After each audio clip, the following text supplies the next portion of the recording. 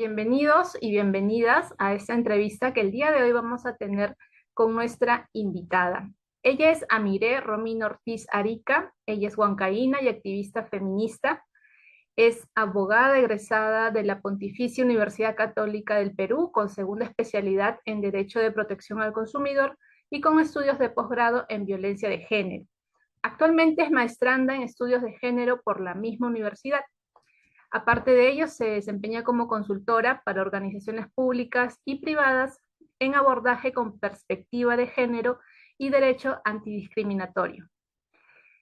Otro dato adicional sobre Amire es que ella es fundadora y directora general de la organización Acción por Igualdad. Asimismo, se desempeña como columnista en Huanca York Times y conductora en consulta.pe. Finalmente, un dato más sobre Mire es que es integrante de la Red Latinoamericana de Activistas Colectiva. Bienvenida, Mire, a este espacio que hemos inaugurado junto con la revista Radicales Libres. Muchísimas gracias, Hilda, y muchísimas gracias también al espacio de Radicales Libres por la invitación. Y creo que va a ser una conversación bonita para abordar también muchos de estos temas que también por la coyuntura o entre otros suelen ser dejados de lado. Y la violencia permanece, la violencia continúa y también es importante seguir dándole la atención que merece a todo esto. Así es, Amire. Y justamente para esta entrevista hemos planteado como principal tema el de la desaparición de mujeres en nuestro país por particulares. Y quisiera hacer un primer comentario a un documento que publica mes a mes la Defensoría del Pueblo. Es un reporte titulado Igualdad y no violencia y qué pasó con ellas, donde la Defensoría da cifras, comparte cifras sobre el número de reportes o registros de denuncias por desaparición de mujeres. Y algo que llama mucho la atención es que podemos observar una cierta tendencia que se mantiene en cuanto al número de niñas y adolescentes mujeres que desaparecen en nuestro país, ¿no? Una de las conclusiones que constantemente enfatiza la Defensoría es que cada día aproximadamente 16 mujeres desaparecen en nuestro país. Entonces, la primera interrogante que yo te planteo, Mire, es ¿cómo interpretamos este dato, este número de desaparición de mujeres y principalmente de niñas y adolescentes en el Perú, ¿no? ¿Qué interpretación podemos dar desde quizás el enfoque de género u otra perspectiva? Gracias, Hilda. Algo que tú has destacado, ¿no? En lo que comentabas, creo que es bastante importante mencionar lo que es que dentro de las desapariciones de personas, la mayor incidencia ocurre en mujeres y también resaltar que ocurre en niñas y en adolescentes. Este dato no es casual, no es que sea un tema anecdótico, y esto nos permite evidenciar que la desaparición de mujeres, la desaparición de niñas y adolescentes es una manifestación también de la violencia de género.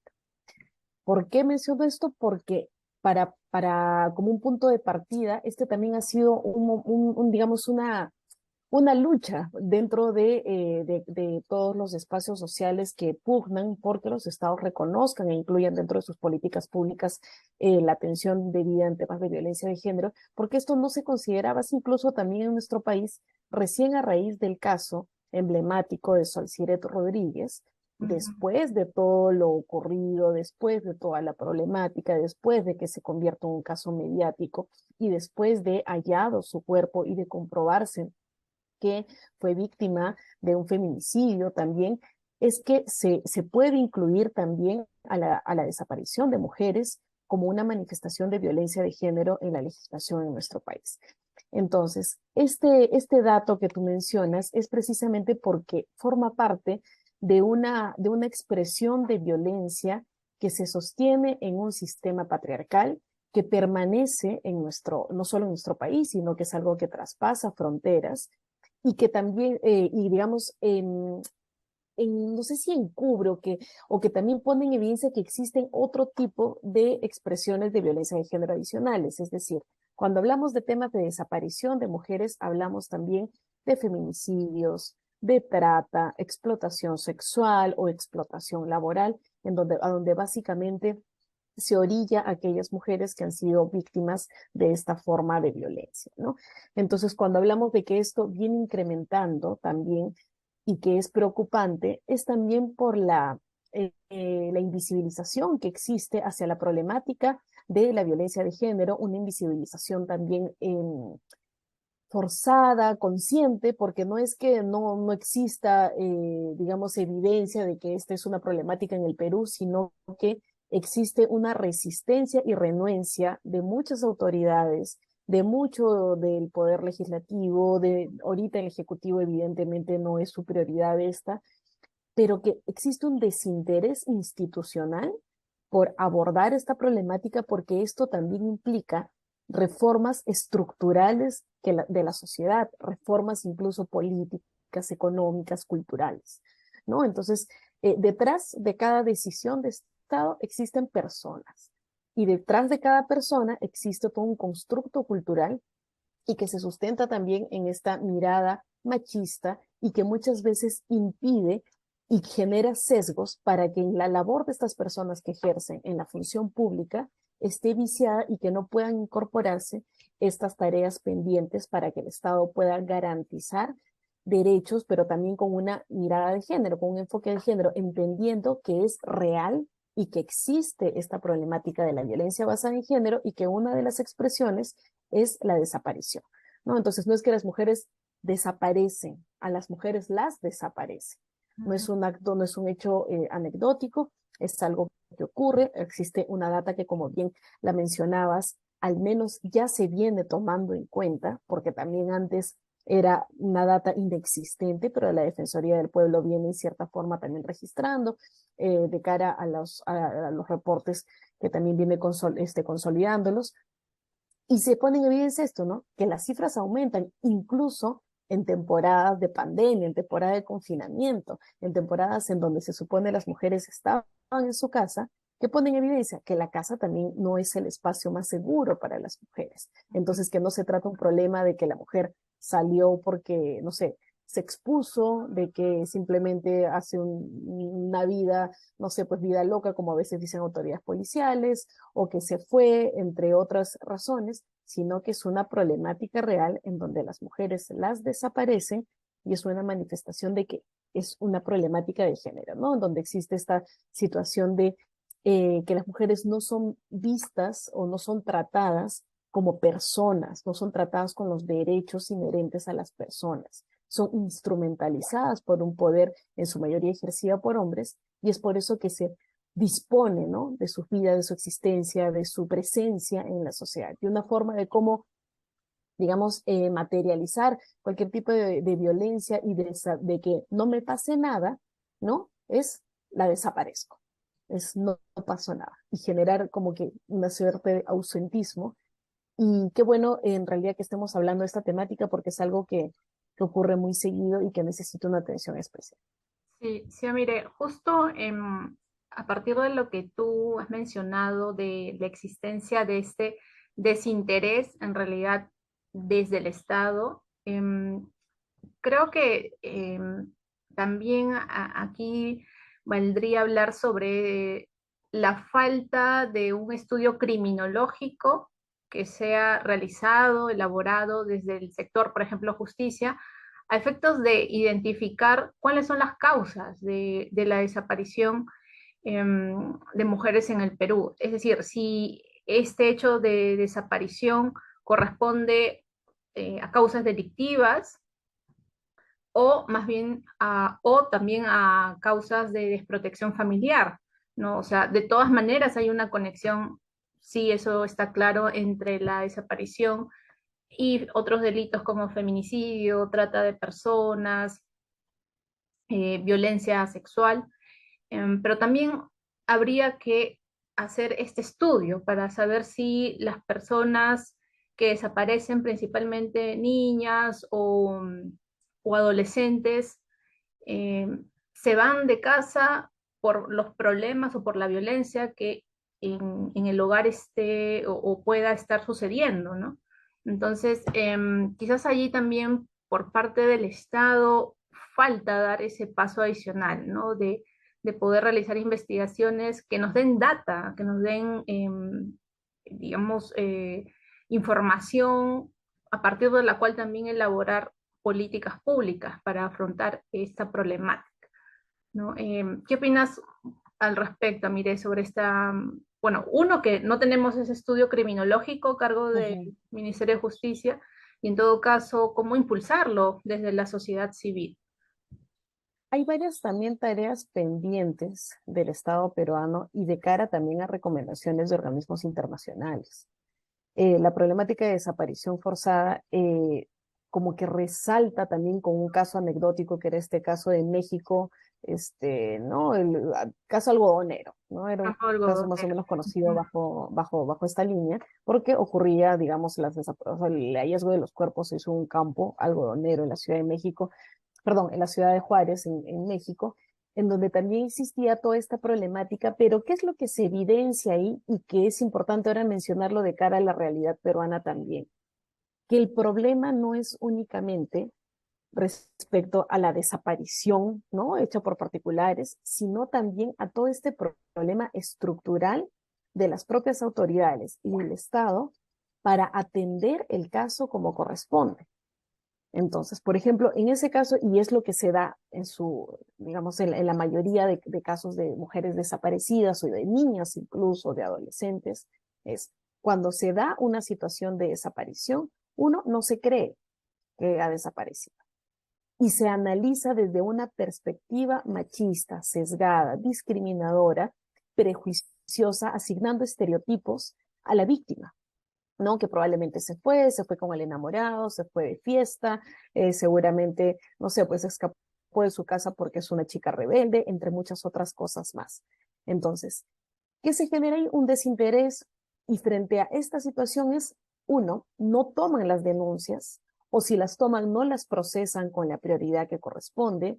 La atención queda únicamente a nivel documentario, de escritorio, no hay un trabajo de campo, de búsqueda, de intención de hallar a la víctima. Otro, se esperaba que todavía haya un tiempo de transcurrida digamos, de un tiempo de transcurrida de la desaparición para recién considerar que se trataba de una desaparición.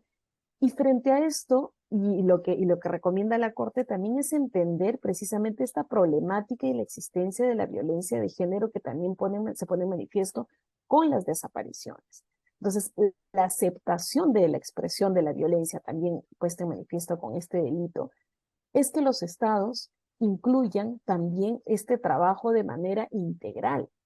Tú decías, por ejemplo, no hay este estudio criminológico y efectivamente no hay intenciones de comprender y contextualizar cómo es que se lleva, cómo es que se da, cuál es la dinámica de la violencia de género en nuestro país frente a casos de desapariciones forzosas, perdón, o desapariciones en general, ¿no? En general. ¿Cómo es que, cuál es la ruta o la problemática al momento que las familias asisten a la policía para presentar la denuncia? ¿No? Entonces, frente a esto, la Corte recomienda y prioriza y señala, ¿no? Uno tiene que hacerse una diligencia totalmente inmediata de poder uno tomar la denuncia, creer de manera inmediata a la familia que está denunciando, que está señalando que su familiar, con mayor alerta, si es una niña, adolescente o mujer, considerando el contexto machista en el que vivimos, puede estar en una situación de peligro. Existe ya una problemática real. Debe de asumirse que la víctima está con vida, ¿no? No es como acá en el Perú, y lo digo en términos coloquiales, es como, ya fue, o sea, ya fue, ya, ¿para qué van a hacer mayores, trabajos o mayor esfuerzo cuando ya fue, ¿no? Es lo que se asume. No, porque la actuación inmediata en ese momento puede cambiar digamos, el destino al que puede estar expuesta esa menor que está siendo víctima de la acción de desaparición de su entorno, ¿no? El hecho de que se tome también estas acciones de campo, ¿no? Que no únicamente no lo van a buscar así, ¿no?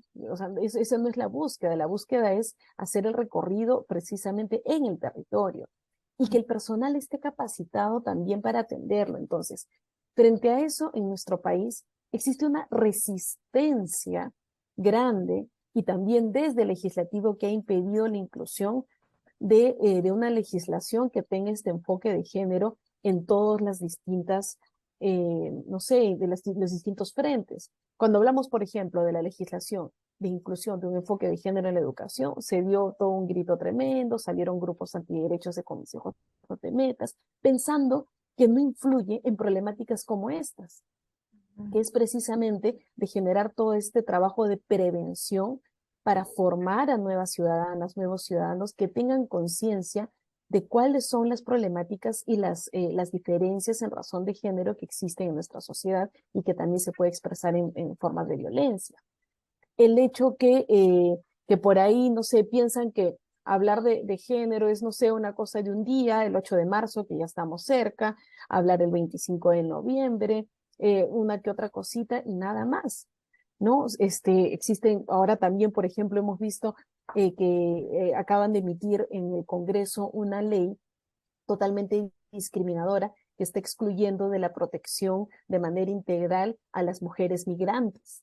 Si es que solo se les va a proteger en caso no hayan tenido la culpa. ¿Cuándo la víctima tiene la culpa? Nunca. Y por ejemplo, este caso de migrantes nos alerta mucho porque es sabido que, por ejemplo, con la migración venezolana, que ha sido bastante contundente en el país, se ha dado grandes casos de denuncias de mujeres desaparecidas, de mujeres migrantes, porque es más fácil desaparecer una mujer que no está en su país, cuya familia de repente no la va a buscar de manera inmediata, cuyos, eh, cuyos papeles y temas migratorios están en conflicto, entonces es más fácil generar estos espacios y hay desapariciones de mujeres migrantes. Entonces, por ejemplo, ahorita, frente a una legislación que le excluye la protección a mujeres migrantes, entonces existe también obstáculos y limitantes para analizar la problemática de manera integral. Ujú. Sabemos de lugares, no sé, pues de minería informal en Madre de Dios, en donde existen campamentos con niñas que son sometidas a la explotación sexual desde los 7, 8, 9 años, y la intervención del Estado no ha sido contundente más que de la sociedad civil de denunciar la problemática, ¿no? Entonces, el problema estructural, que es un problema cultural, es algo que todavía el Perú, como, digamos, como Estado, no está dispuesto a asumirlo, no está dispuesto a incluirlo como una problemática real y eso definitivamente va a impedir que se pueda avanzar en el tema, ¿no? Poco a poco se ha ido alcanzando ciertos logros, pero si no se materializa más allá de lo que se contempla en la legislación, no se está cumpliendo este mandato y estas recomendaciones que también realiza la Corte, que es que el Estado tiene que asumir la obligación de tener una conducta transformadora de la sociedad. Eso creo que es uno de los principales retos y tareas pendientes, ausentes, que todavía están, digamos, que el Estado pero no tienen deuda con las mujeres, ¿no? En nuestro país. Sí, concuerdo con lo que tú también has dicho, Mire. Quizás la primera tarea básica es ser conscientes como sociedad de que la desaparición de mujeres, sea por particulares o si es que proviene del Estado, es una expresión de violencia de género contra las mujeres y que además esta problemática tiene raíces, digamos, que están en la estructura misma de la sociedad, ¿no? Entonces, esa es una primera conclusión que podríamos sacar, ¿no? Ser conscientes de esa problemática y también tener la voluntad, pienso yo, de asumir la tarea de combatir, de luchar frente a esta problemática estructural. Y pasando a otro tema que también me gustaría que podamos abordar en esta entrevista es sobre la relación que hay entre desaparición de mujeres y el actual contexto de conflicto social, de crisis política e institucional que hemos estado viviendo en los últimos meses.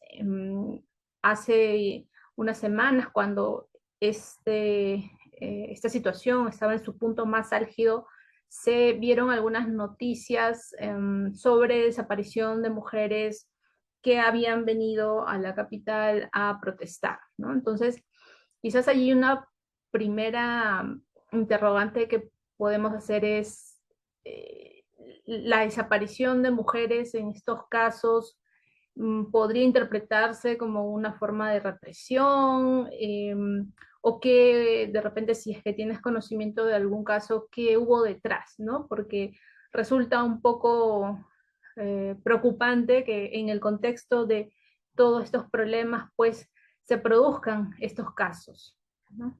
Esa sería una interrogante que puedo hacer a Mire. Sí, gracias, Hilde. Creo que también es bien importante resaltar que ante cualquier situación de conflicto social, conflicto político, los derechos de las mujeres están en riesgo.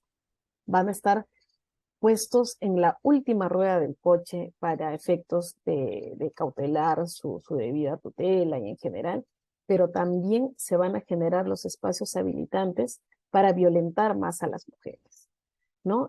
Siempre en este tipo de situaciones va a existir una mayor exposición al riesgo de las mujeres, quienes además de una forma de represión como la que estamos viendo en general a quienes están participando de la protesta puede ocurrir por parte de los organismos del Estado, va a haber una connotación distinta para las mujeres. Tocamientos indebidos, algún tipo de ultraje o algo que esté vinculado a violencia sexual y por qué no también vincular esta temática con la desaparición.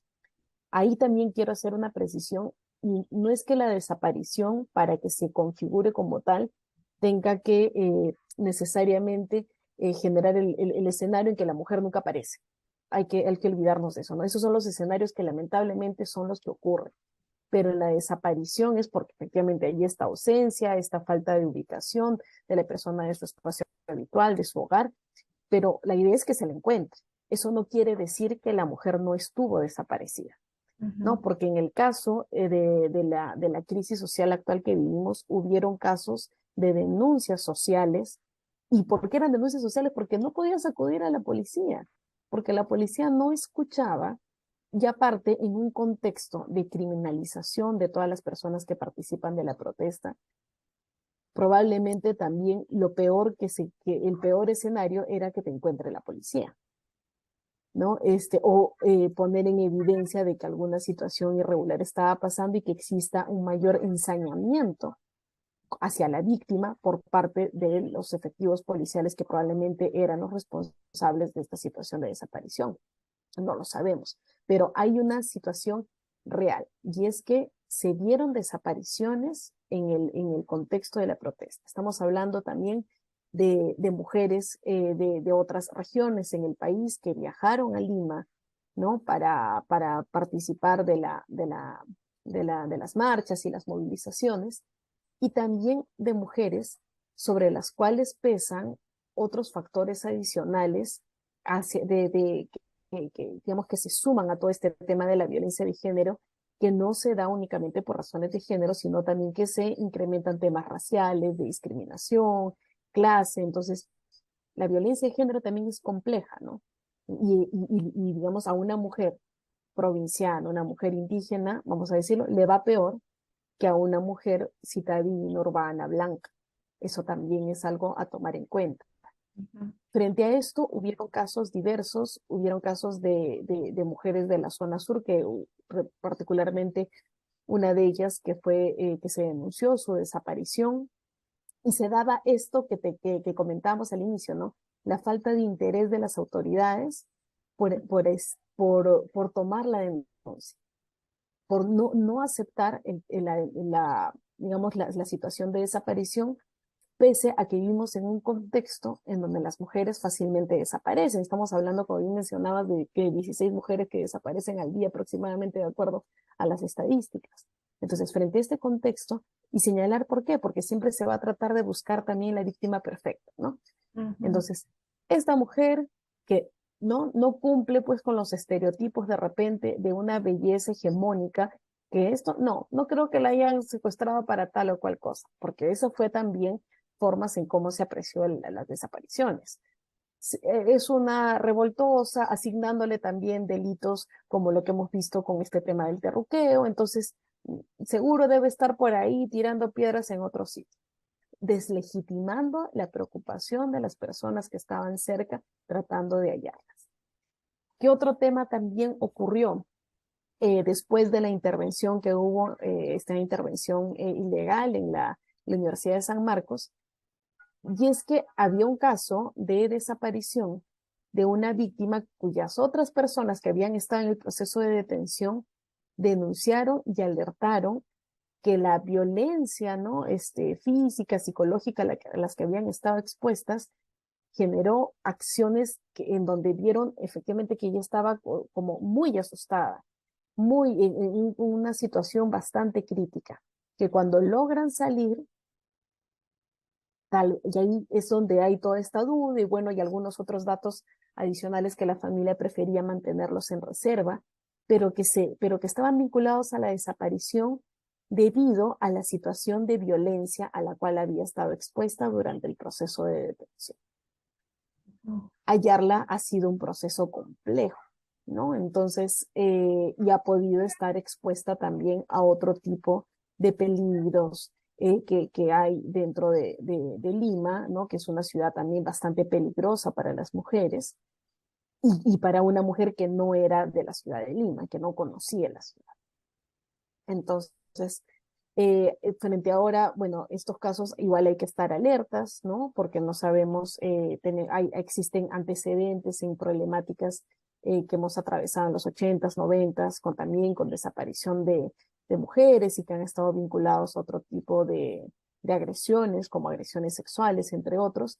Y creo que esto no es como, hay que tenerlo presente, no porque quisiéramos que ocurra, porque eso jamás vamos a querer, pero sí para establecer los mecanismos sociales que al menos desde la sociedad civil podemos hacer en las denuncias y alertando para evitar que ocurra, para que las mujeres también que no están inmersas en medio de estas, digamos, del conocimiento pues teórico y todo este tema que en realidad es un privilegio, ¿no? De abordar todas estas temáticas de las relaciones de género, sepan que la violencia de género existe y que también se puede poner en manifiesto en estos momentos de convulsión social y que también se puede expresar con las desapariciones. Entonces creo que por ahí es algo que por qué entender y por qué también llamar a la alerta y considerando también que puede darse por estos casos de violencia que puede que se dé dentro de los espacios institucionales, como también de cualquier agresor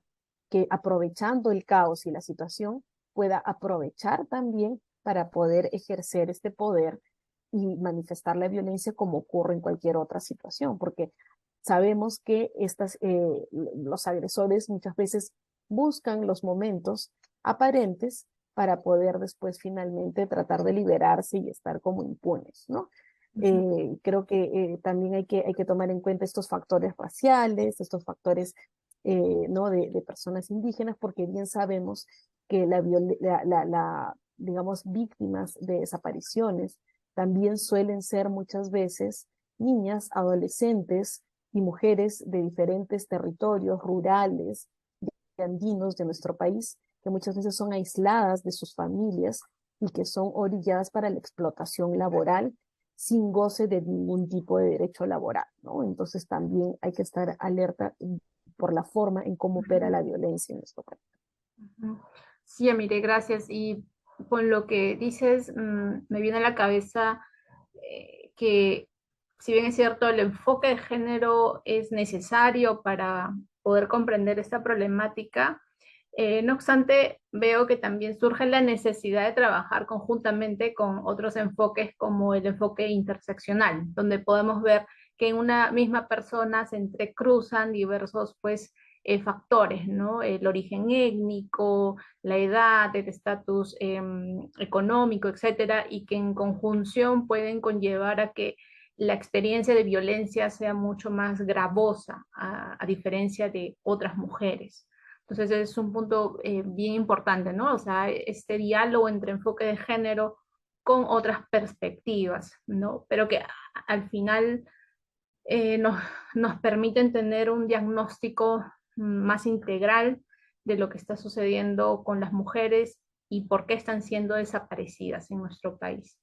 Y mire, un último tema que quería conversar contigo y quería poner sobre la mesa es cómo está siendo abordado esta problemática de desaparición a nivel regional. Sé que tú eres activista, diriges una organización que lleva a cabo una serie de acciones en pro de los derechos de las mujeres y quisiera consultarte desde tu experiencia si conoces de acciones desde la sociedad civil, así como desde las autoridades del Estado para hacer frente a este problema de desaparición de mujeres en el Perú. Mira, sobre esto yo creo que el escenario no es como el que quisiéramos, ¿no? Es triste, pero a la vez es, digamos, lo que creo que hasta después de, digamos, después de esta vida, Sol Siret ha seguido haciendo activismo, ¿no? Y el caso de Sol Siret Rodríguez ha sido un caso importante en nuestro país porque ha permitido evidenciar esta problemática de las desapariciones de mujeres a otros espacios sociales a los cuales no se lograba llegar. ¿No? Y ha tenido una resistencia, pero ¿por qué? Porque ella era activista feminista, porque pertenecía a un espacio de contención que ya venía trabajando por estas problemáticas. Su mamá, la señora Charito, viene articulando también de una manera bastante admirable con otras madres que son también familiares de víctimas de desaparición y vienen generando esta labor de vigilancia constante para que la policía no es que haga más que cumplir con lo que tiene que hacer, que es recibir la denuncia, que se difunda la denuncia con las características que corresponde, ¿no? Porque a veces también, por ejemplo, hubo un caso de Stephanie, otra de Stephanie Díaz Acosta, otras de mujeres desaparecidas, cuyos datos y ubicación aún no se conoce, y desaparece con sus dos hijitas. Y ahí ocurre que colocan una foto de ella con las dos niñas que no se les veía bien, y esa era la foto de referencia, cuando tiene que haber la labor de individualizar, porque cada vida es importante de las que ha desaparecido. No había una foto y una difusión de las características de cada una de las niñas. Y ahí también hubo una omisión por parte de la policía de cumplir con esta labor necesaria para la real búsqueda de mujeres desaparecidas. Igual la labor de sus familiares sigue siendo bastante, digamos, fuerte. Todavía en regiones no se denuncia como debería, al menos en mi experiencia de lo que ocurre en la región Junín, pese a que la región Junín también tiene un índice no menor de mujeres desaparecidas. Pero a veces se piensa que la violencia de género únicamente se reduce a la violencia física intrafamiliar y a la violencia sexual. Ese es, digamos, el foco, ¿no? De la atención que al menos yo he podido ver que se hacen desde la municipalidad de Huancayo o en la región Junín como principal problemática. Por ejemplo, en Junín hay sierra y selva y existe problemáticas de desaparición forzosa en donde también se da en el caso de mujeres y adolescentes, niñas de la selva que están vinculadas a la trata y explotación sexual, por este estereotipo también dañino que existe hacia las mujeres amazónicas. En el caso de niños, niñas en Junín, de igual modo, en su mayoría también para la explotación laboral. Existe esta otra cifra oculta, ¿no? De las migraciones que hay en su mayoría, que hemos tenido esta ola de migración venezolana, que también ha llegado a la región Junín, y sobre los cuales también por estos estereotipos que existe hacia la mujer venezolana que está hipersexualizada, tampoco no se asume las denuncias como es debido. Bueno, ojalá que pueda tomarse en cuenta e incluirse.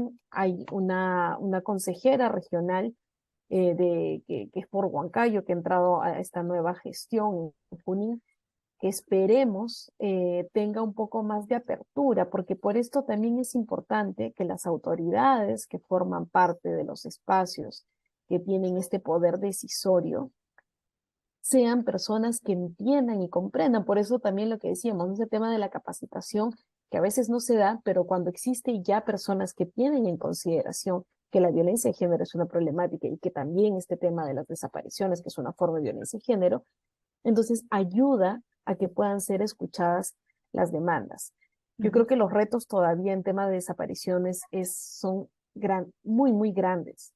En cuestión normativa hemos avanzado, como bien te habíamos comentado justo en el periodo de quien fue ministra Diana Miloslavich durante el gobierno de Pedro Castillo, es que se logra la inclusión de que el propio Ministerio de la Mujer pueda tomar en consideración que la desaparición de mujeres es una forma de violencia de género.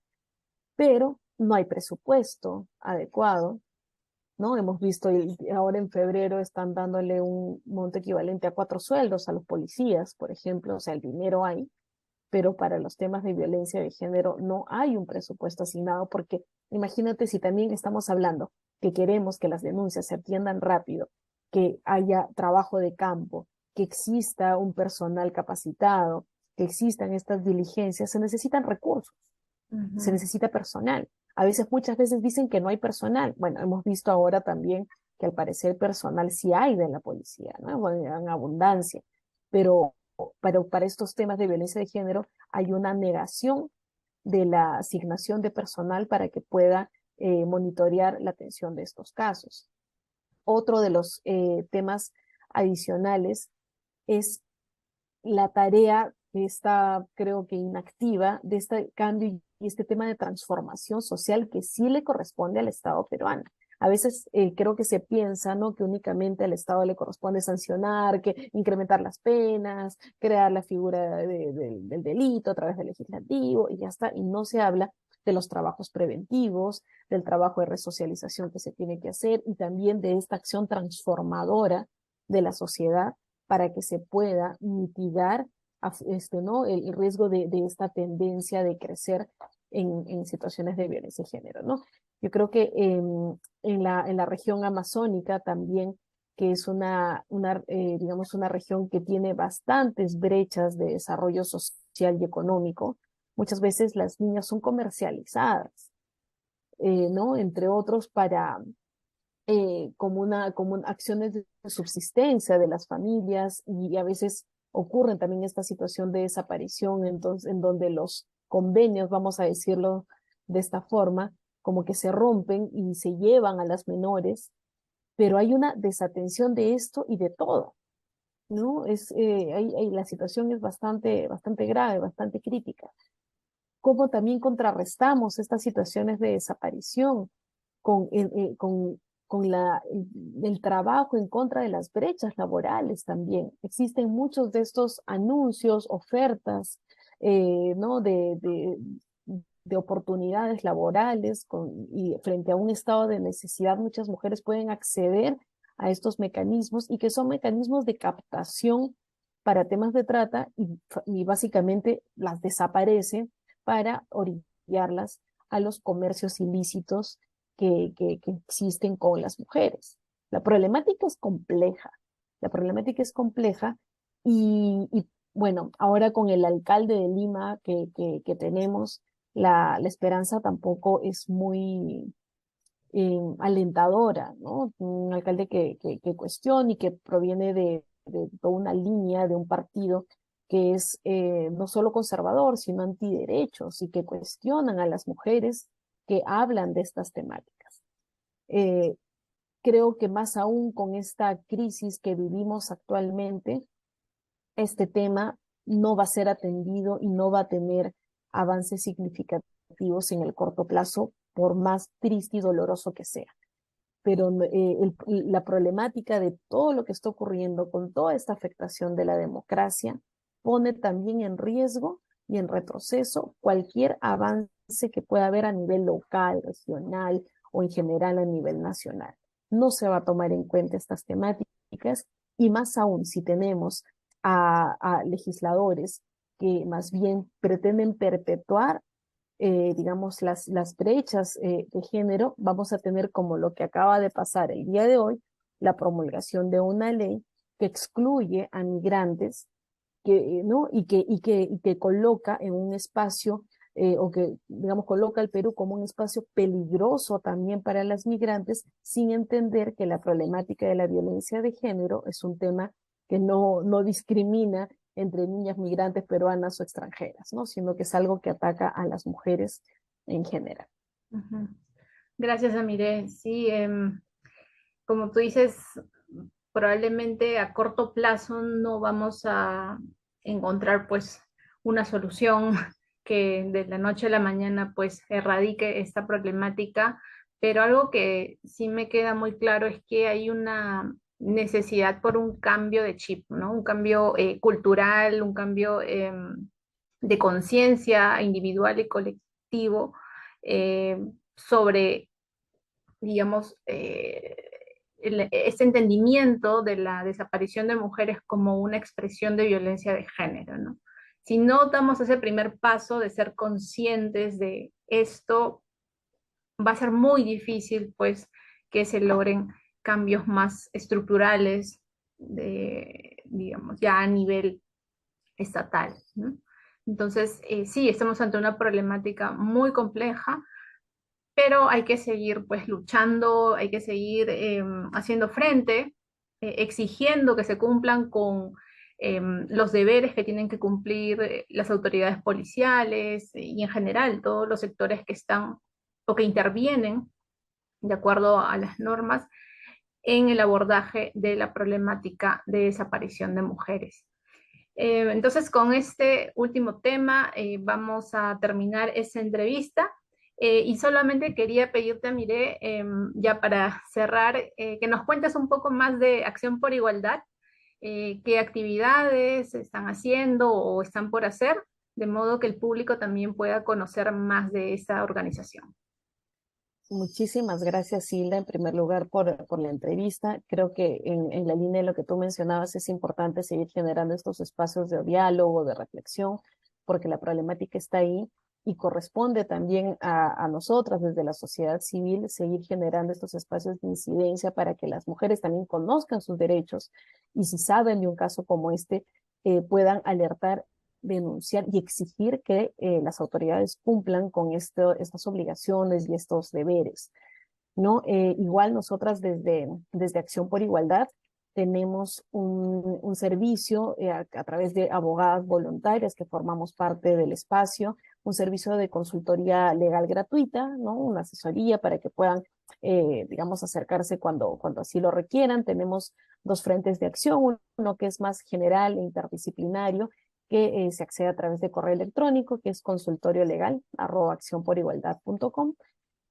Y también tenemos un espacio que está relacionado a la protección, fomento y mayor actividades en temas de derechos sexuales y derechos reproductivos.